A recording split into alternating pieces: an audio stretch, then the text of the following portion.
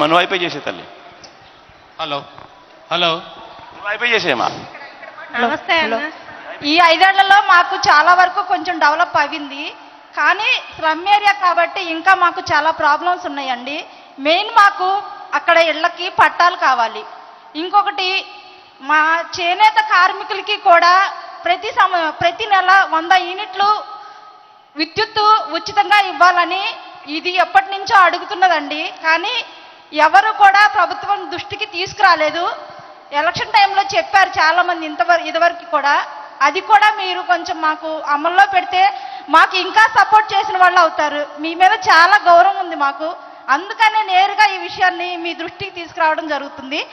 అలాగే చేనేత కార్మికులకి మా రత్నాల చెరువులో కూడా చాలామంది చేనేత మగ్గాలు తయారు చేసుకొని నేర్చుకునే వాళ్ళే ఉన్నారండి. చిన్న చిన్న ఇళ్లలో వాళ్ళకి ఆ సౌకర్యం లేక అద్దె మగ్గాలు నేర్చుకుంటున్నారు. ఇప్పుడు మీరు మాకు లబ్ధి పొందే 24,000 చాలా మందికి రావట్లేదు.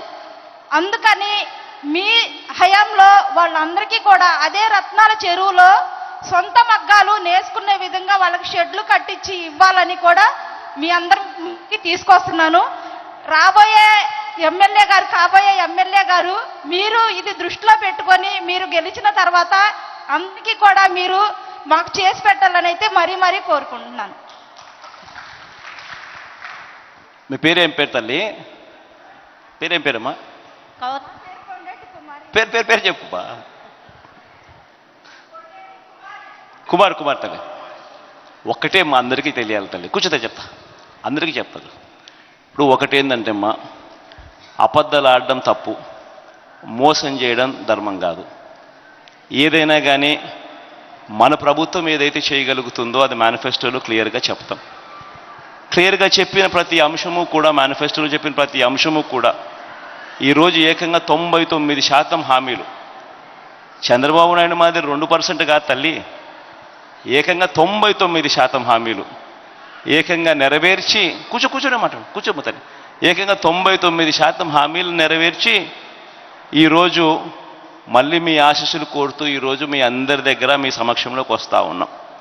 ఇక మగ్గానికి సంబంధించి మీరు ఏదైతే చెప్తా ఉన్నారో కొంతమంది, నాకు కూడా ఇయ్యాలనే ఉంది.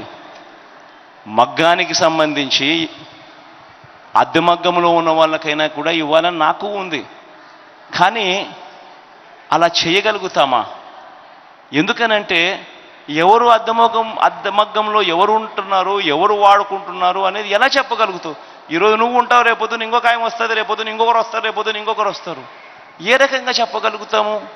దీనివల్ల ఏమవుతుందనంటే దగ్గరగా ఉన్నవాళ్ళు, అధికార పార్టీకి దగ్గరగా ఉన్నవాళ్ళు ఎక్కువ దోచేసుకుంటారు, చేసేవానికి అర్థం కాదు. అందుకనే ఏ పాలసీ చేసినా కూడా ట్రాన్స్పరెంట్గా ఉండాలమ్మా, పారదర్శకంగా ఉండాలి.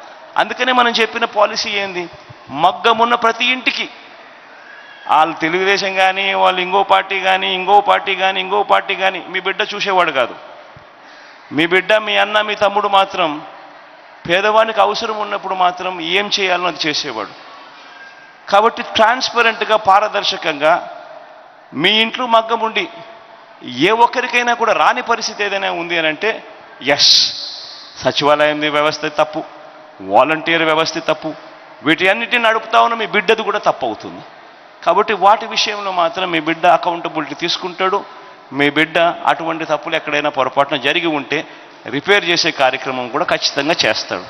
కానీ అద్దె అనేసరికి అది మనమంతకు మనమే చెడగొడతాం, వ్యవస్థనే చెడగొడతాం. ఇప్పుడు అధికార పార్టీ దగ్గర ఉన్నాడు, నేను ఉన్నానంటాడు, నేను చేస్తానంటాడు, నెక్స్ట్ రేపు నెలకు వచ్చేసరికి ఇంకోడు అంటాడు. ఎవడు చేసినాడని చెప్పలేం. కాబట్టి దానికి నాకు కూడా చేయాలనే ఉంది. అందుకని నేను 24,000 ఎందుకు ఇస్తా ఉన్నా? 5 సంవత్సరాలలో 24 × 5 అని అంటే 1,25,000 ఇస్తా ఉన్నాం. ఈ డబ్బుతో ఎవరైనా మగ్గం కొనుక్కొని వాళ్ళ ఇంట్లో ఎవరైనా పెట్టుకోవచ్చు, వాళ్ళ ఇంట్లో మగ్గం పెట్టుకోవచ్చు నిజంగానే కూడా. సో అది ఫెసిలిటేట్ చేసే కార్యక్రమం మనం చేస్తూ ఉన్నాం. ఎందుకనంటే వాళ్ళకందరికీ కూడా ఫెసిలిటేట్ చేయడం వల్ల వాళ్ళందరికీ కూడా పెట్టుకునే అవకాశం మనం ఇస్తూ ఉన్నాం. డబ్బులు ప్రతి సంవత్సరం ఇస్తున్నాం, ఎక్కడ ఒక్క సంవత్సరం కూడా ఎగరగొట్టలేదు. ప్రతి సంవత్సరం ఇస్తూ మంచి చేస్తూ ఉన్నాం, ఎందుకంటే ఫెసిలిటేట్ చేస్తూ ఉన్నాం. కాబట్టి ఫెసిలిటేట్ చేయించే కార్యక్రమం చేయాలి. ఇక మిగిలిన వాళ్ళందరికీ 54,000 మందికి ఇళ్ల పట్టాలు ఎలాగో ఇస్తాం. ఆ ఇళ్ల పట్టాలు ఇచ్చినప్పుడు అందులో ఇంటికి సంబంధించిన శాంక్షన్ కూడా మనమే చేయిస్తూ ఉన్నాం కాబట్టి ఖచ్చితంగా వాళ్ళు దాంట్లో ఇల్లు కట్టుకోగలుగుతారు.